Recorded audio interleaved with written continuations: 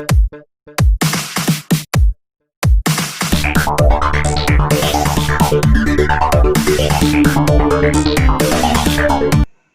Dear students, welcome to the physics frame. IIT JAM physics की series में आज हम क्वांटम फिजिक्स का नेक्स्ट टॉपिक जिसका नाम है introduction to the wave function, इसे आज हम देखेंगे। तो आइए चलिए स्टार्ट करते हैं। So today's topic is wave function.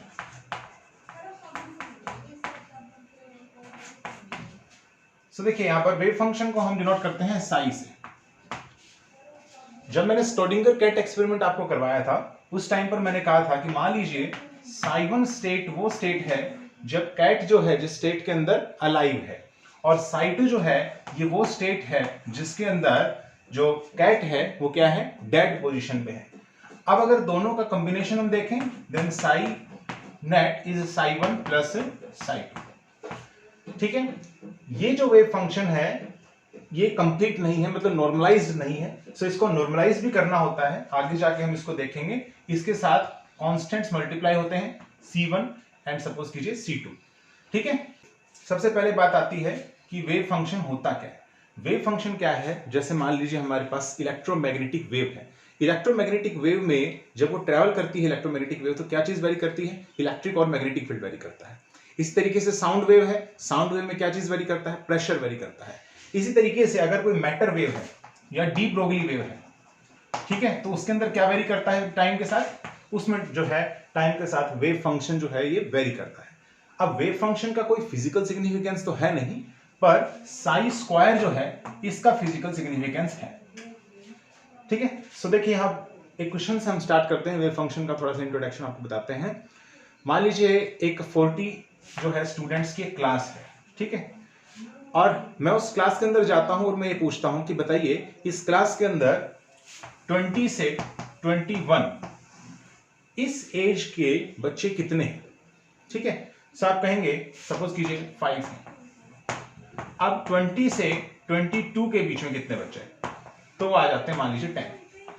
20 से 23 तो आ जाते हैं मान लीजिए 20। तो इस तरीके से आप देख रहे हैं कि अगर एज का इंटरवल हम बढ़ा दें या रेंज हम बढ़ा दें तो हमारे पास प्रोबेबिलिटी जो है वो बढ़ जाती है। ठीक है, to find out the students whose age is in between these two. ठीक है, तो यहां पर ये तो लोअर एज है, ये अपर एज लिमिट है। सो यहां पर 20 और 21 के बीच में कितना है, 5 है। 20 से 22 कितना है, 10। 20 से 23 कितना है, 20। दैट मींस अगर हम देखें यहां पर प्रोबेबिलिटी इंक्रीज करने लग रही है अगर आप इंटरवल को भी यहां पर बढ़ा दें। सेम यहां पर क्वांटम फिजिक्स के अंदर है वेव पैकेट।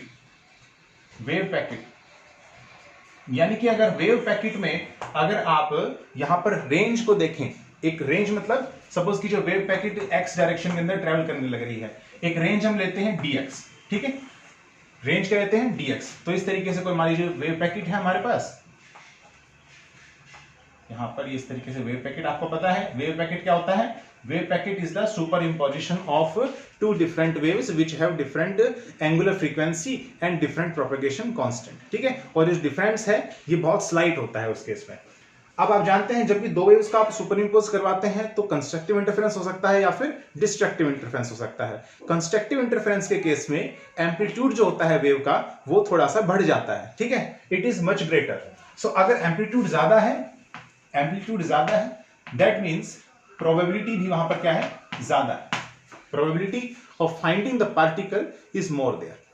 जबकि डिस्ट्रक्टिव इंटरफेरेंस में एम्पलीट्यूड कितना होता है, 0 होता है। सो यहां पर प्रोबेबिलिटी जो है to find out the particle is 0। अब हम बात करते हैं, देखिए अगर आप लीजिए यहां पर एक सर्टेन रेंज, ये हम मान लेते हैं dx रेंज है। अब dx रेंज जितना आप ज्यादा लेंगे तो probability to find out the particle in this wave packet is more. ठीक है, तो वो ज्यादा हो जाएगी आपके प्रोबेबिलिटी। दैट मींस हम कह सकते हैं कि dp जो है यानी कि probability to find out the particle in this wave packet, it is directly proportional to the range. ठीक है, अब जो रेंज है इसके मान लीजिए लोअर लिमिट है सपोज कीजिए a, अपर लिमिट क्या है b, ये हम मान के चलते हैं। सो ये पोजीशन क्या है, x equal to a, x equal to b, दोनों के बीच का जो सेपरेशन या हम कहें रेंज या इंटरवल वो कितना है, dx के इक्वल है। सेम ऐसे ही जैसे मान लीजिए 20 से 21 एज के बीच में कितने बच्चे हैं, एक 40 स्टूडेंट्स की क्लास में 5 स्टूडेंट्स है मान लीजिए, तो यहाँ पर a की वैल्यू कितनी है, 20 है, b की वैल्यू कितनी है, 21 है, इस तरीके से। ठीक है, so dp is directly proportional to dx। So यहां से अगर हम देखें then dp is equal to rho dx। अब ये जो रो है इसको बोला जाता है प्रोबेबिलिटी डेंसिटी, प्रोबेबिलिटी डेंसिटी।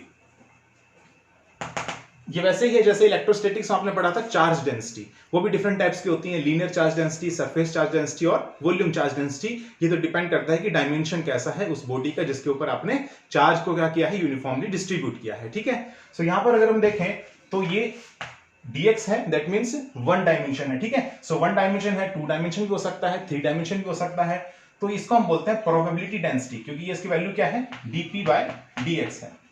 ठीक है, this is called probability density. अब यहां पर अगर हम देखें, देखिए प्रोबेबिलिटी डेंसिटी की जो वैल्यू है ये किन चीजों पर निर्भर करती है। सो देखिए ये दो चीजों का फंक्शन होगा। सबसे पहला है स्पेस कोऑर्डिनेट्स r, यहां पर क्योंकि x कोऑर्डिनेट है तो x आ जाएगा यहां पर, एंड टाइम t। और इसकी जो वैल्यू होती है प्रोबेबिलिटी डेंसिटी की, ये वैल्यू होती है साई स्टार साई। ठीक है, इसकी वैल्यू क्या होती है, साई स्टार साई। यहां पर साई क्या है, वेव फंक्शन है। अब इस साई की जो है फिजिकल सिग्निफिकेंस कोई नहीं होता है, पर साई स्टार साई, यहां हम देखिए साई स्टार साई का मतलब ये हो गया कि अगर साई यहां पर मान लीजिए आपके पास यहां पर ये कॉम्प्लेक्स है, ठीक है, तो साई स्टार कितना हो जाएगा, सपोज कीजिए psi is equal to e to the power iota kx, then psi star is equal to e to the power minus iota kx। बाकी रियल है तो फिर साई स्टार और साई तो इक्वल ही हो जाएगा, तो उस केस में किसके इक्वल हो जाएगा, उस केस में इक्वल हो जाएगा साई स्क्वायर के इक्वल। देन साई स्क्वायर क्या है, साई स्क्वायर यहां पर रिप्रेजेंट कर रहा है probability of finding the particle within some range. यहां पर रेंज क्या है, यहां रेंज है a से लेकर के b तक। अब देखिए अगर मुझे यहां से फाइंड आउट करना है नेट प्रोबेबिलिटी, तो मुझे इंटीग्रेट करना होगा dx को x is equal to a से लेकर के x is equal to b तक। ठीक है, सो यहां से अगर हम फाइंड आउट करें प्रोबेबिलिटी को, then I am getting p is equal to integration a to b psi star psi dx। ठीक है, ये आ जाएगा यहां पर। और आपसे कोई पूछे कि साई जो है इसका डायमेंशन क्या है, साई का डायमेंशन क्या है, what is the dimension of Sai, that means wave function का डायमेंशन क्या है। तो कैसे फाइंड आउट करेंगे, यहां से आप देख सकते हैं, देखिए अगर मान लीजिए साई स्टार और साई इक्वल है, that means psi is real, then यहां से आ जाएगा साई स्क्वायर, तो आप इसको लिख सकते हैं साई स्क्वायर। ठीक है, तो प्रोबेबिलिटी जो है इसका तो कोई डायमेंशन नहीं है, प्रोबेबिलिटी का कोई डायमेंशन नहीं है, साई स्क्वायर का जो डायमेंशन आएगा वो कितना आ जाएगा, dx यहां आएगा, सो 1/dx या 1/लेंथ हम कह सकते हैं, सो 1/लेंथ ये आ जाएगा साई स्क्वायर का, तो साई का कितना हो जाएगा l to the power minus half, कितना आ जाएगा l to the power minus half. पर ये कब आया, अलोंग वन डायमेंशन। ठीक है, जब साई जो है ये स्पेक्ट्रल कोऑर्डिनेट x और टाइम t पर निर्भर करने लग रहा है। ठीक है, अगर यहाँ पर स्पेस कोऑर्डिनेट और टाइम पर निर्भर कर रहा होता तो फिर यहां पर आ जाता, देखिए dx की जगह dv। ठीक है, देन dx की जगह dv, where dv is equal to dx dy dz। अब यहां पर देखिए dx से dy dz, तो इसका जो है क्या हो जाएगा, वॉल्यूम का l क्यूब हो जाएगा, l क्यूब, इसका डायमेंशन क्या हो जाएगा l क्यूब, तो ये साई स्क्वायर का कितना हो जाएगा l क्यूब, तो साई का कितना हो जाएगा l to the power -3/2, l to the power -3/2। तो यहां पर डिपेंड करता है कि जो साई है ये x पर निर्भर करने लग रहा है और टाइम पर निर्भर कर रहा है, या फिर x y z या टाइम पर निर्भर करने लग रहा है। ठीक है, सो इसका मतलब ये हो गया कि साई जो है ये x y z और t वैसे तो चारों का फंक्शन है, पर इन केस अगर वन डायमेंशन के अलोंग अगर पार्टिकल मूव करने लग रहा है तो फिर यहाँ पर वन डायमेंशन यानी कि एक ही कोऑर्डिनेट यहाँ पर लेंगे, टाइम तो यहाँ पर है ही। ठीक है, इसके बाद हम नेक्स्ट बात करते हैं नॉर्मलाइजेशन कंडीशन की। अब आप खुद सोचिए कि यहां पर मैंने रेंज क्या लिया है, a से लेकर के b तक। अगर हम यहां रेंज लें -∞ से इंफिनिटी, -∞ टू +∞, तो देखिए यहां पर पार्टिकल के होने की संभावना कितनी है, प्रोबेबिलिटी कितनी है, 1। ठीक है, क्योंकि पार्टिकल कहीं तो होगा -∞ से इंफिनिटी के बीच में। ठीक है, जैसे फॉर एग्जांपल बहुत सारे वेव पैकेट्स हैं यहाँ पर, बहुत सारे जो वेव पैकेट्स हैं और रेंज यहाँ -∞ से इंफिनिटी है, तो पार्टिकल कहीं तो एग्जिस्ट कर रहा होगा, दैट मींस इस रेंज के अंदर probability of finding the particle is 1। That's why I can write it as probability is 1 and this is equal to -∞ to infinity psi star psi dv। यहाँ पर dv की जगह आप dx dy dz भी ले सकते हैं, और अगर जो है वेव पैकेट एक डायमेंशन के अलोंग जो है मूव करने लग रहा है, एक सिंगल डायमेंशन के अलोंग, तो यहाँ पर dv जो है वो आइदर dx आइदर dy या फिर dz से जो है रिप्लेस हो जाएगा। अभी इस केस में एक स्पेस के अंदर ये वेव पैकेट मूव करने लग रहा है, तो यहाँ पर कितना जाएगा dv, that means dx dy dz। ठीक है, so this is called normalisation condition, this is called normalisation condition, normalisation condition, ठीक है। सो ये चलिए इससे बेस्ड एक एग्जांपल देखते हैं। तो देखिए क्वेश्चन है, मान लीजिए आपको वेव फंक्शन गिवन है जो x पर निर्भर करने लग रहा है सर, ठीक है, and is sine of pi x by L, ठीक है, ये मान लीजिए। इसमें जो x की रेंज है ये है 0 से लेकर के एल तक, ठीक है, 0 से लेकर के एल तक। आपने क्या करना है, फर्स्ट पार्ट है इसका normalise the wave function, normalise the wave function, सबसे पहली बात, ठीक है। ये देखिए ये काम आपने हर वेव फंक्शन के साथ करना है, ठीक है। अगर वेव फंक्शन नॉर्मलाइज नहीं है तो आप उस वेव फंक्शन को नॉर्मलाइज कीजिए, उसके बाद ही आप कैलकुलेशन आगे स्टार्ट कीजिए। अब इस केस में नॉर्मलाइजेशन जो कांस्टेंट है वो यहाँ पर जो गिवन नहीं है, सो मैं सिंपली यहाँ पर n से इसको मल्टीप्लाई कर देता हूँ, where n denotes the normalisation constant whose value is we have to find out by using the normalisation condition, ठीक है। सो कैसे फाइंड आउट करेंगे, नॉर्मलाइजेशन कंडीशन क्या है, probability is 1 when the range is -∞ से इंफिनिटी, पर इस case में रेंज हमें पहले ही गिवन है 0 से लेकर के l तक, ठीक है। सो 0 से लेकर के l तक ये हमें रेंज पहले गिवन है। सो n दैट मींस यहां पर देखिए साई होता है Sai and along one dimension जो पार्टिकल मूव करने लग रहा है सो dx हो जाएगा, ठीक है। सो 0 से l वेव फंक्शन जो है आप देख रहे हैं ये क्या है, रियल है, ठीक है, कॉम्प्लेक्स नहीं है। सो यहां से आ जाएगा साई स्क्वायर dx। सो 0 से लेकर के l तक साई स्क्वायर कितना हो जाएगा, n square sine square pi x by l and dx।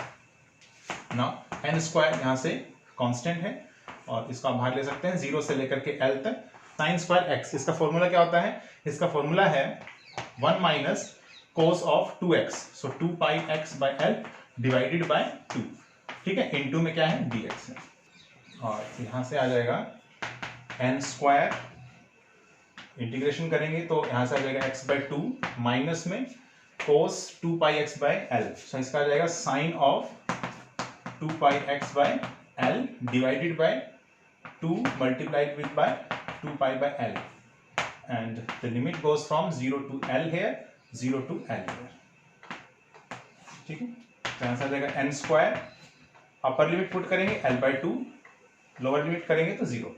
यहां पर अगर अपर लिमिट पुट करेंगे तो sin 2 pi l by l, ठीक है, x की जगह कितना आ जाएगा l, सो l से l cancel, sin 2 pi which is 0।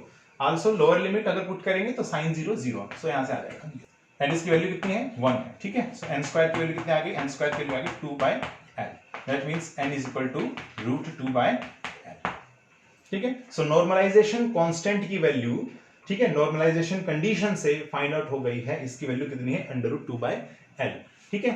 तो यहां से आप देख सकते हैं normalised wave function find out करना था, सो नॉर्मलाइज्ड वेव फंक्शन कितना आ गया, psi of x is equal to n की वैल्यू कितनी है √2 by l and sine of pi x by l, ये आ जाएगा यहां से। इसका बी पार्ट देखते हैं, बी पार्ट है इसका find the probability of finding the particle in range 0 to l by 2, x की इस रेंज के अंदर 0 से l by 2 में पार्टिकल के होने की क्या संभावना है, प्रोबेबिलिटी है, ठीक है। सो ये क्वेश्चन आया है जैम 2019 के अंदर, जैम 2019 में आया हुआ क्वेश्चन है। कैसे करेंगे इसको, probability is equal to integration psi star psi dx, ठीक है। यहाँ जो पार्टिकल है ये along one axis, that means along x axis move करने लग रहा है, इसलिए यहाँ पर मैंने क्या लिखा dx। अगर ये अलोंग 3 डायमेंशंस मूव कर रहा होता तो यहाँ पर कितना लिखते dv, that means dx dy dz, और यहाँ पर आते 3 इंटीग्रेशंस, ठीक है। इसकी जो लिमिट है वो कहां से कहां तक जाएगी, प्रोबेबिलिटी की देख लीजिए, रेंज जो है जिसमें हमें फाइंड आउट करना है पार्टिकल को, उसकी रेंज आपके पास गिवन है 0 से l by 2, तो इसकी रेंज कहां जाएगी 0 से लेकर के l by 2 तक, ठीक है। ये आ जाएगा 0 से l by 2 Sai star Sai, क्योंकि साई जो है अपने पास रियल है, तो यहां से आ जाएगा साई स्क्वायर dx, ठीक है। तो 0 से l by 2 साई स्क्वायर, इसकी वैल्यू कितनी आ जाएगी 2 by l, ठीक है, √2 by l का होल स्क्वायर, तो 2 by l आ गया, और sign square pi x by l dx आ गया। चलिए इसको सॉल्व करते हैं। सो देखिए यहां से सॉल्व करेंगे तो 2 by l जो है ये तो कांस्टेंट है, बाहर आ जाएगा, और 0 से लेकर के L/2, और साइन स्क्वायर एक्स को आप लिख सकते हैं 1 minus cos of 2x which is 2 pi x/L and divided by 2 multiplied with the dx। So 2/L यहाँ से आ जाएगा x/2 minus of sine 2 pi x/L divided by 4 pi divided by L, ठीक है, and the limit goes from 0 to L/2। Now 2/L upper limit put करेंगे, then I am getting L/4, ठीक है, lower limit में 0 हो जाएगा, minus में यहाँ पर अपर लिमिट पुट करें, then I am getting L/2, that means sine pi, ठीक है, साइन पाई विच इज 0, और साइन 0 भी 0 है, ठीक है। सो क्या आ जाएगा, यहाँ से आ जाएगा 2L/4L, दैट मीन्स 1/2।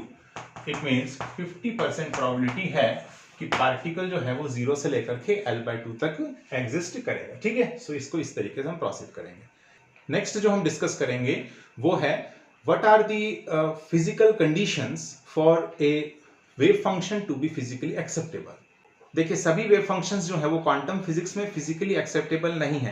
वैसे ही जैसे मैंने आपको बताया था मैथमेटिकल फिजिक्स के अंदर कि फोरियर सीरीज करते टाइम हमें ये ध्यान रखना होता है कि जो फंक्शन f(x) आप लेकर के चल रहे हैं वो गिवन पीरियोडिक इंटरवल के अंदर डिरिचलेट कंडीशंस को फॉलो करना चाहिए। तो यहाँ पर भी कुछ कंडीशन है वेव फंक्शन की जो उसको फुलफिल करना चाहिए, so that we can use it in the quantum physics, ठीक है। तो देखिए, फिजिकली एक्सेप्टेबल वेव फंक्शन कौन कौन से होंगे। फिजिकली acceptable wave functions,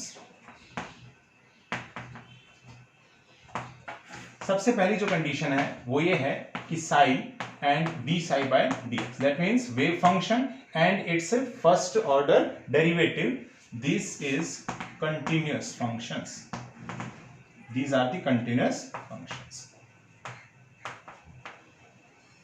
ठीक है। psi and d psi by dx is continuous।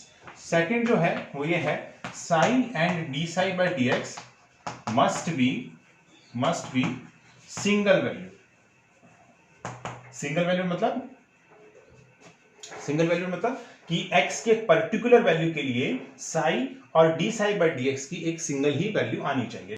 Third जो प्रॉपर्टी है वो है कि जो psi है it must be square integrable,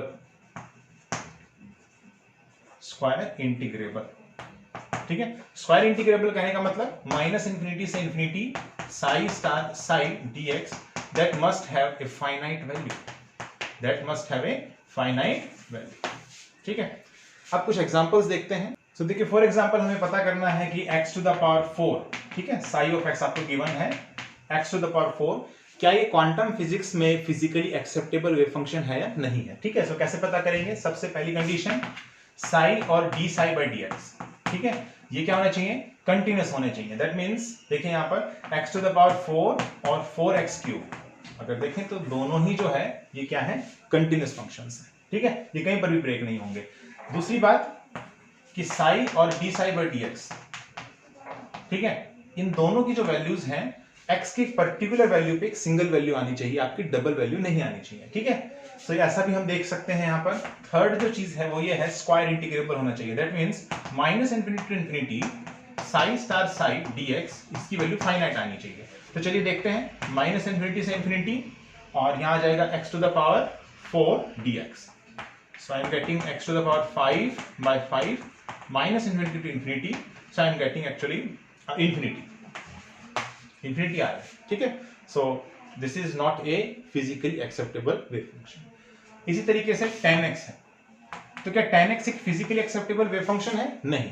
क्यों? देखिए, tan x जो है वो कंटिन्यूअस फंक्शन नहीं है। आप देखेंगे इसका ग्राफ आपको देखने को मिलेगा इस टाइप से,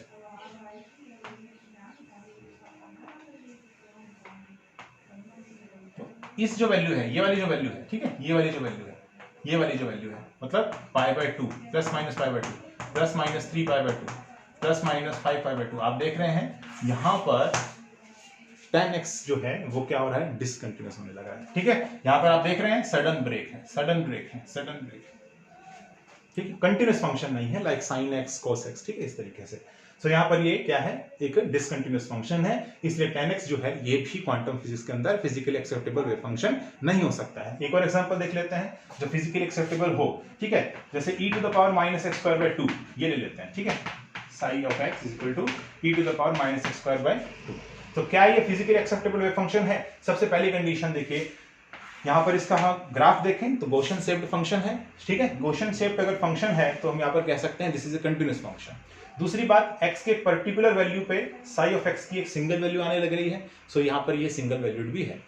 और नेक्स्ट हम बात करते हैं square integrable, that means minus infinity to infinity e to the power minus x square by 2 e to the power minus x square by 2, that means psi star psi और you say that psi square into dx, क्योंकि हमारे पास जो wave function given है ये कैसा है, real है, ठीक है। तो यहाँ से कितना आ जाएगा, minus infinity to infinity e to the power minus, ये आपस में टर्म्स जो है ऐड हो जाएंगी, so x square by 2 plus x square by 2, ठीक है, माइनस तो आप कॉमन ले चुके हैं तो कितना आ जाएगा, एक्स स्क्वायर आ जाएगा और dx, ठीक है। इसकी वैल्यू जो है वो स्टैंडर्ड होती है, ठीक है, this is called Gaussian integral. क्या बोलते हैं इसको, गॉसियन इंटीग्रल।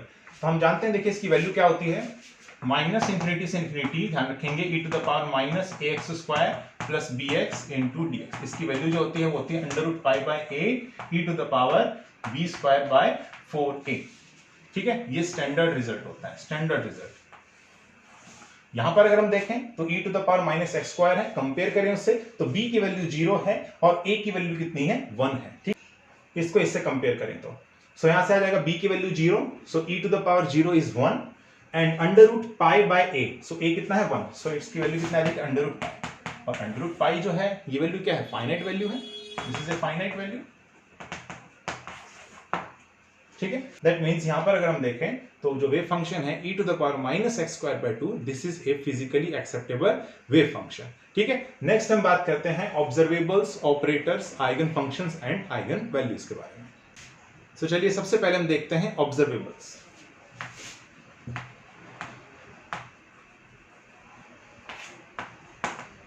सो देखिए नाम ही सजेस्ट करने लग रहा है, क्वांटम फिजिक्स में क्वांटम पार्टिकल की कोई भी प्रॉपर्टी या कुछ भी अगर हमें जानना हो, उसको ऑब्जर्व करना हो, तो जो हमें क्वांटिटी मिलती है वो सभी क्या है, ऑब्जर्वेबल्स हैं। फॉर एग्जांपल एक पार्टिकल की पोजीशन, एक पार्टिकल की एनर्जी, एक पार्टिकल का मोमेंटम, सो ये सब चीजें क्या है, ऑब्जर्वेबल्स हैं, इनको आप ऑब्जर्व कर रहे हैं, ठीक है, और आपको इनकी जो वैल्यू मिलने लग रही है वो एक रियल फाइनाइट वैल्यू मिलने लग रही है। इसका मतलब ऑब्जर्वेबल्स क्या है, anything which you can measure in the quantum physics, ठीक है। फॉर एग्जांपल जैसे एनर्जी, एनर्जी को कैसे डिनोट करते हैं, ई से। इसी तरीके से मोमेंटम, मोमेंटम को डिनोट करते हैं पी से। पोटेंशियल एनर्जी, पोटेंशियल एनर्जी को डिनोट करते हैं ई से। ये मैं क्यों लिख रहा हूं, क्योंकि देखिए ऑब्जर्वेबल्स के साथ में एसोसिएटेड ऑपरेटर्स भी होते हैं, इसलिए मुझे वो बताना है यहाँ पर, इसलिए मैं यहाँ पर आपको बताने लगा हूं। नेक्स्ट है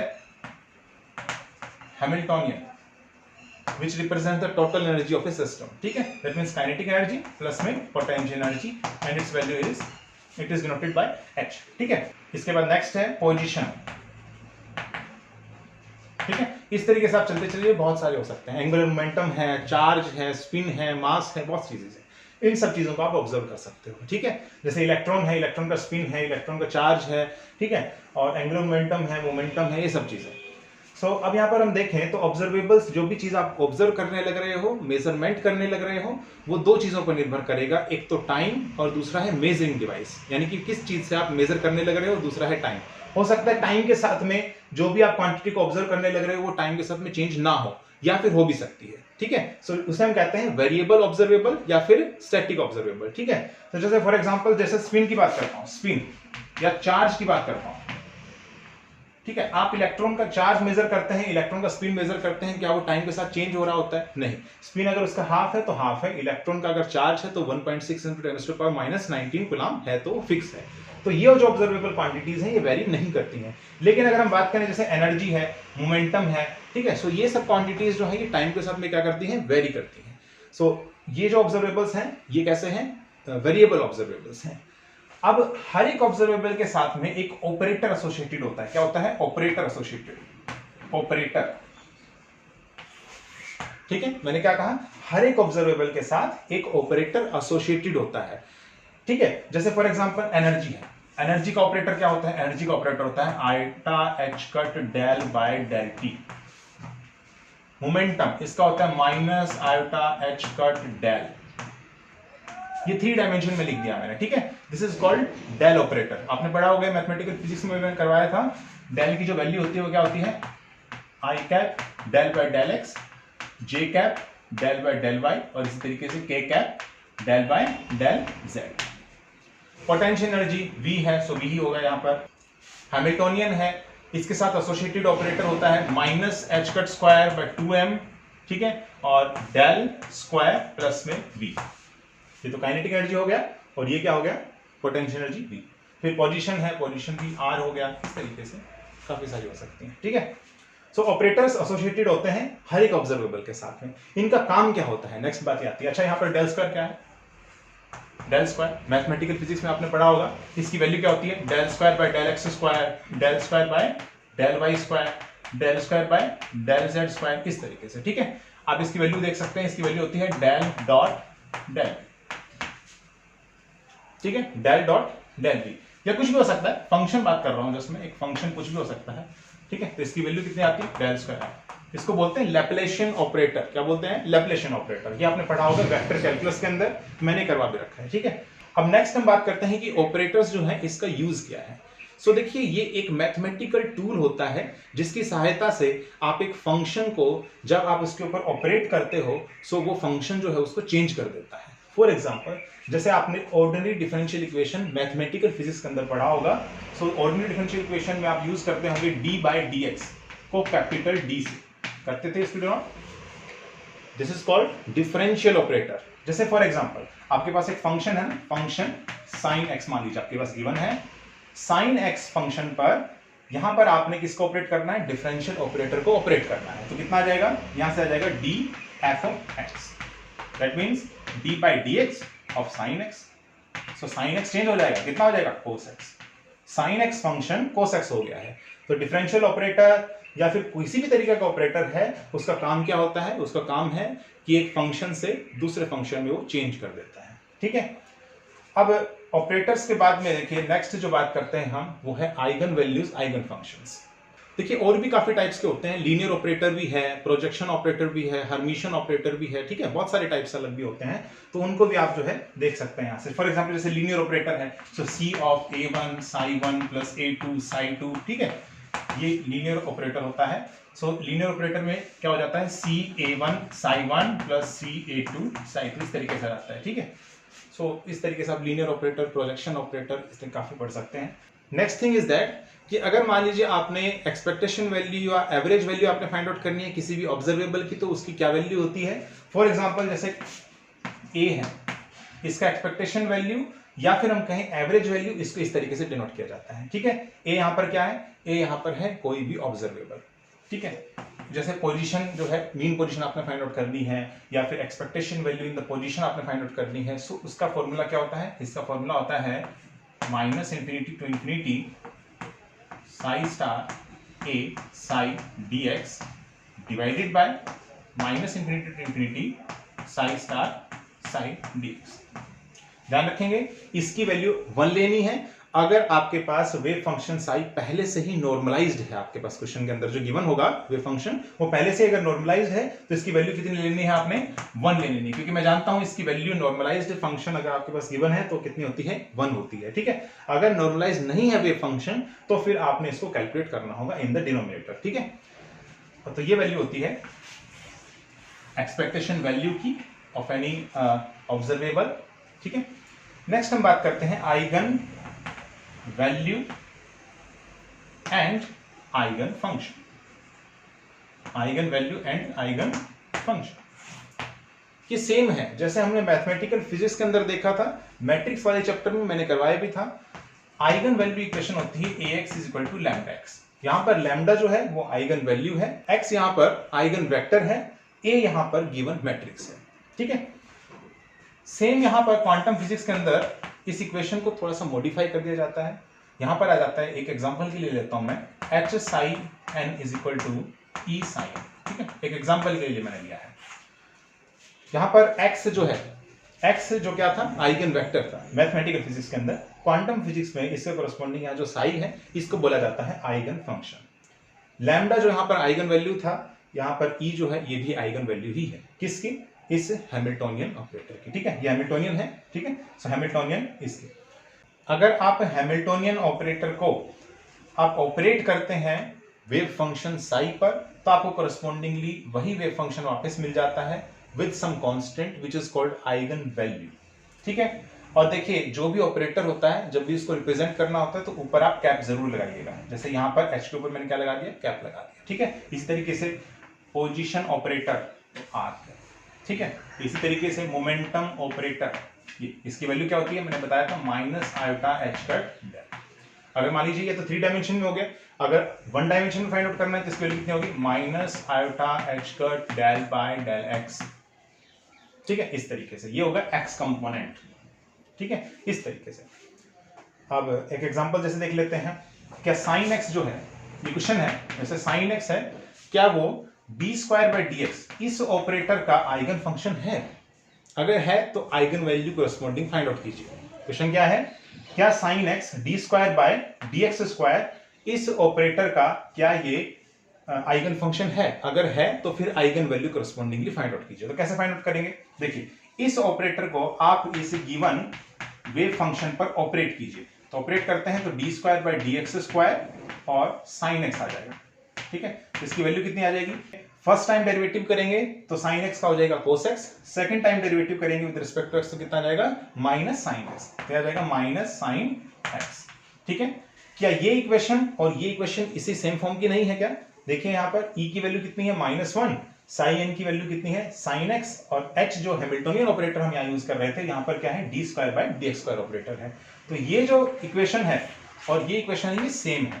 ठीक है, that means sign x is the eigen function of this operator. ठीक है, अगर मान लीजिए यहाँ पर होता d बाई डी एक्स, ठीक है, does sin x is the eigen function of differential operator, इस तरीके से क्वेश्चन आता तो फिर कितना आ जाएगा? sin x का एक बार डिफरेंशिएशन करेंगे तो cos x।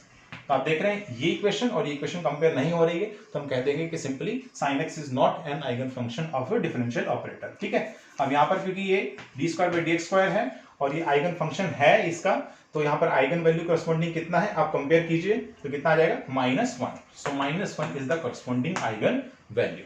ठीक है, अब हम नेक्स्ट जो है इससे बेस्ड एक एग्जांपल देखते हैं। देखिए ये क्वेश्चन है IIT JAM 2011 का, and it says the wave function of a quantum particle is given to you where phi1 and phi2 are eigen functions with corresponding energy eigenvalues -1 electron volt and -2 electron volt respectively. You have to find out the energy of the particle in the state psi is. ठीक है, so psi आपको given है, psi is given to you, psi of x is equal to 3/5 phi1 of x and plus में 4/5 psi2 of x। ठीक है, सबसे पहले हम देखते हैं यहां पर क्या ये वेव फंक्शन नॉर्मलाइज्ड है। देखिए ये वेव फंक्शन सबसे पहले हम देखें तो डिस्क्रीट है। देखिए यहां पर 2 पार्ट्स में है और बीच में क्या है? Plus sign, that means discrete है। पार्टिकल के होने की संभावना यहां पर भी है, पार्टिकल के होने की संभावना यहां पर भी है। कंटिन्यूस नहीं है, कंटिन्यूस नहीं है तो उस केस में इंटीग्रेशन नहीं होता है, उस केस में होता है समेशन। ठीक है, हम समेशन यूज करते हैं डिस्क्रीट के केस में, यहां पर भी समेशन यूज करेंगे। अगर मुझे एनर्जी फाइंड आउट करनी है, सो एनर्जी की वैल्यू जो होगी इन discrete case, it's value is P I.